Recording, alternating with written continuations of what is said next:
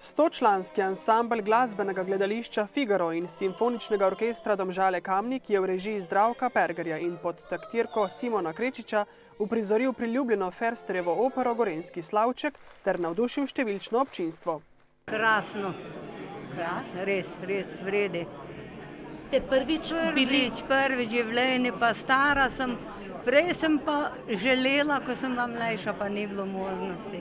Čudovito, prvič v Semiču, navdušen. Res lepo, nad pričakovanji, tako da sem vesela in upam, da se bo še kakšna opera, še kakšna druga tematika znašla na našem odru, kajti imamo dom, ki te možnosti resnično ponuja in ne vemo, kaj imamo. Ponosna sem na to. Semiški kulturni center je resnično edini prostor v Beli krajini, ki lahko gosti tako veliko predstavo, ki je navdušilo občinstvo, zadovoljni pa so bili tudi izvajalci opere. Moram reči, da smo se zelo, ne samo jaz, ampak vsi člani orkestra in zbora in solistov zelo lepo počutili. Doživeli smo en zelo lep sprejem publike. Tudi smo takoj opazili, da je to poznavalska publika.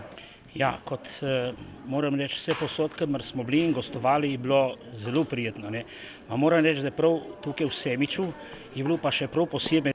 Predstava, ki jo odlikujejo preprostost in razumljivost zgodbe, komične situacije in ljudska pesem je bila razprodana, dvorana polna do zadnjega kotička in občinstvo je uživalo ob poslušanju opere, kar je potrdilo tudi navdušeno ploskanje.